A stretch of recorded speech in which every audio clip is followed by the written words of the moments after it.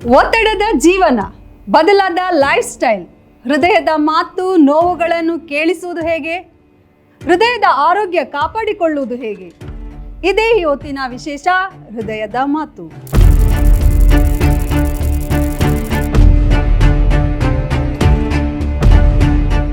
ರಾಜ್ಯದಲ್ಲಿ ಹೃದಯಾಘಾತದ ಸಂಖ್ಯೆ ದಿನದಿಂದ ದಿನಕ್ಕೆ ಏರುತ್ತಿದೆ. ಹಾಸನದಲ್ಲಿ ಯುವಕ ಯುವತಿಯರು ಹೃದಯಾಘಾತದಿಂದ ಮೃತಪಟ್ಟ ಸುದ್ದಿಗಳು ವರದಿಯಾಗುತ್ತಿರುವ ಬೆನ್ನಲ್ಲೇ ದಕ್ಷಿಣ ಕನ್ನಡ ಜಿಲ್ಲೆಯಲ್ಲೂ ಆರೋಗ್ಯ ಇಲಾಖೆ ಅಲರ್ಟ್ ಆಗಿದೆ. ಜಿಲ್ಲಾ ಆರೋಗ್ಯಾಧಿಕಾರಿ ಮಾಹಿತಿ ಪ್ರಕಾರ ದಕ್ಷಿಣ ಕನ್ನಡ ಜಿಲ್ಲೆಯಲ್ಲಿ ಕಳೆದ 6 ತಿಂಗಳ ವರದಿ ಪ್ರಕಾರ 60 ವರ್ಷ ಮೇಲ್ಪಟ್ಟವರಲ್ಲಿ ಹೆಚ್ಚಿನ ಹೃದಯಾಘಾತ ಸಾವುಗಳು ಸಂಭವಿಸಿವೆ. ಏನಿದು, ಏನಾಗ್ತಾ ಇದೆ ಎನ್ನುವುದರ ಬಗ್ಗೆ ಹೃದ್ರೋಗ ತಜ್ಞರು ಏನ್ ಹೇಳ್ತಾರೆ ಕೇಳೋಣ. ಬಿರುಗಾಳಿಯಂತೆ ಎದ್ದಿರುವ ಹೃದಯಾಘಾತ ಪ್ರಕರಣ ಕರುನಾಡಲ್ಲಿ ಗಡಗಡ ನಡುಗಿಸ್ತಾ ಇದೆ. ಎಳೆಯ ಹೃದಯಗಳೇ ಟಾರ್ಗೆಟ್ ಆಗ್ತಾ ಇವೆ. ಕೆಲವೊಂದು ಜಿಲ್ಲೆಯಲ್ಲಿ ರಣಕೇಕೆ ಹಾಕ್ತಾ ಇದೆ. ಯಾವಾಗ ಯಾರ ಹೃದಯಕ್ಕೆ ವಿಧಿ ಬಂದು ಅಪ್ಪಳಿಸುತ್ತದೆ ಗೊತ್ತಿಲ್ಲ ಅನ್ನುವ ಭಯ ಎಲ್ಲರಲ್ಲೂ ಮನೆ ಮಾಡಿದೆ. ಹಾರ್ಟ್ ಅಟ್ಯಾಕ್ನ ಹಾಟ್ಸ್ಪಾಟ್ ಆಗಿರುವ ಹಾಸನದಲ್ಲಿ ಸಾವಿನ ಸರಣಿ ಮುಂದುವರೆದಿದೆ. ಸರಣಿ ಸಾವಿನ ಬೆನ್ನಲ್ಲೇ ರಾಜ್ಯ ಸರ್ಕಾರ ಎಚ್ಚೆತ್ತುಕೊಂಡು ಸಾವಿನ ಬಗ್ಗೆ ನಿಖರ ಕಾರಣ ಏನೆಂಬುದರ ಬಗ್ಗೆ ತಜ್ಞರ ತಂಡವನ್ನ ರಚಿಸಿದ.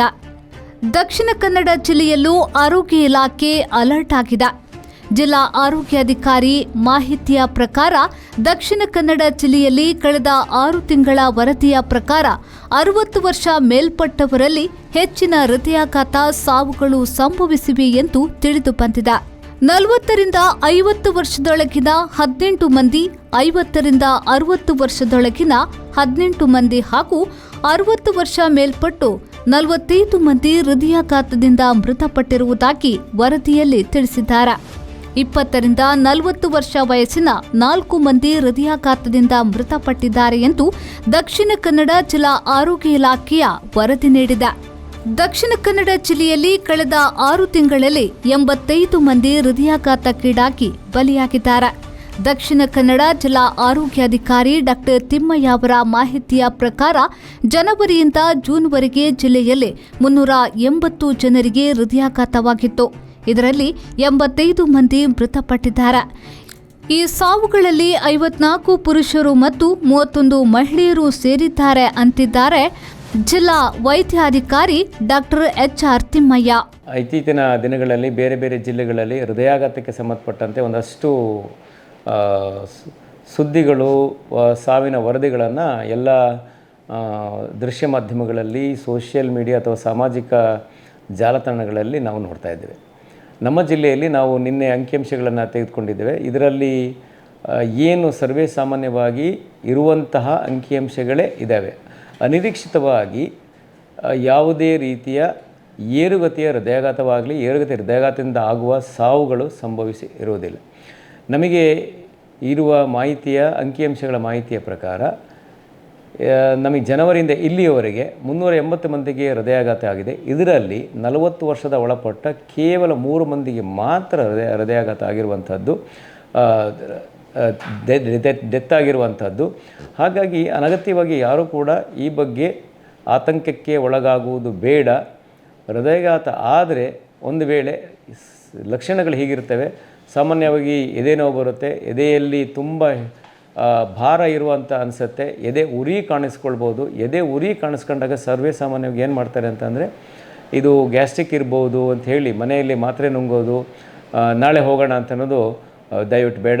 ಯಾರಿಗಾದರೂ ಎದೆ ನೋವು ಕಾಣಿಸ್ಕೊಂಡು, ಎದೆ ಉರಿ ಕಾಣಿಸ್ಕೊಂಡು, ಎಡ ತೋಳಿನಲ್ಲಿ ನೋವು, ಅದು ತೋಳು ಕೈಗಳವರೆಗೂ ನೋವು ಬರೋ ಅಂಥದ್ದು, ಎಡ ದವಡೆಯಲ್ಲಿ ನೋವು ಬರೋ ಅಂಥದ್ದು, ತುಂಬ ಬೆವರು ಬರೋದು, ವಿನಾಕಾರಣ ತುಂಬ ಬೆವರು ಬರೋ ಅಂಥದ್ದು, ತಲೆ ಸುತ್ತು ಬರೋದು, ಈ ಎದೆ ನೋವಿನ ಜೊತೆ ಇಷ್ಟೆಲ್ಲ ಲಕ್ಷಣಗಳಿದ್ದರೆ ಕೂಡಲೇ ಹತ್ತಿರದ ಪ್ರಾಥಮಿಕ ಆರೋಗ್ಯ ಕೇಂದ್ರಗಳಿಗೆ ಭೇಟಿ ಮಾಡಿ. ಇನ್ನೊಂದು ಆಘಾತಕಾರಿ ಬೆಳವಣಿಗೆ ಏನೆಂದ್ರೆ ಹದಿಹರೆಯದವರೇ ಟಾರ್ಗೆಟ್ ಆಗ್ತಿದ್ದಾರೆ. ಅತಿಯಾದ ವ್ಯಾಯಾಮ, ಆಲ್ಕೋಹಾಲ್ ಸೇವನೆ ಕೂಡ ಹಾರ್ಟ್ ಅಟ್ಯಾಕ್ ಸಂಭವಿಸುತ್ತದೆ ಅಂತಾರೆ KMC ಆಸ್ಪತ್ರೆಯ ಹೃದಯ ರೋಗ ತಜ್ಞರಾದ ಡಾಕ್ಟರ್ MN ಭಟ್ ಅವರು. ಹೃದಯಾಘಾತ ಸಾಮಾನ್ಯವಾಗಿ ಎಲ್ಡರ್ಲಿ ಅಂದರೆ ಮೊದಲೆಲ್ಲ 40 ರಿಂದ 50 ವರ್ಷ 60 ವರ್ಷಕ್ಕೆ ಬರ್ತಾ ಇತ್ತು. ಇತ್ತೀಚಿನ ದಿನಗಳಲ್ಲಿ ಸ್ವಲ್ಪ ಸಣ್ಣ ವಯಸ್ಸಿಗೆ ಶುರುವಾಗಲಿಕ್ಕೆ ಮುಖ್ಯ ಕಾರಣ ಒಂದು ಸ್ಮೋಕಿಂಗ್ ಅಥವಾ ಧೂಮಪಾನ, ತಂಬಾಕು ಸೇವನೆ, ಅಥವಾ ಯೂಸ್ ಆಫ್ ಸ್ನಫ್ ಅಥವಾ ಮೂಗಲ್ಲಿ ಹಾಕೋದು ಈ ತಂಬಾಕಿನ ಪದಾರ್ಥಗಳನ್ನು, ನಶ್ಯವನ್ನು, ಅದೊಂದು ಮುಖ್ಯ ಕಾರಣ. ಅದಲ್ಲದೆ ಕೆಲವರಿಗೆಲ್ಲ ದುಶ್ಚಟಗಳಲ್ಲಿ ಈ ಕೊಕೈನ್ ಅಥವಾ ಮಾದಕ ವಸ್ತುಗಳ ಸೇವನೆ ಸಣ್ಣ ಯುವಕರಲ್ಲಿ ಕಂಡುಬರ್ತದೆ. ಅದು ಕೂಡ ಒಂದು ಮುಖ್ಯ ಕಾರಣ ಅಂತ ಹೇಳ್ಬೋದು. ಎರಡನೇ ಮುಖ್ಯ ಕಾರಣ, ಈ ನವಯುವಕರಲ್ಲಿ ಅವರದ್ದು ಓಡಾಟಗಳು ಅಥವಾ ಎಕ್ಸರ್ಸೈಸ್ ಅಥವಾ ವ್ಯಾಯಾಮ ಕಡಿಮೆ.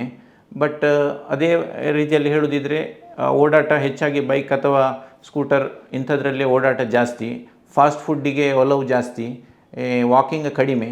ಸೊ ಇದರಿಂದಾಗಿ ಕೂಡ ಓವರಾಲ್ ಅವರದ್ದು ದೇಹ ತೂಕ ಜಾಸ್ತಿ ಆಗ್ತದೆ.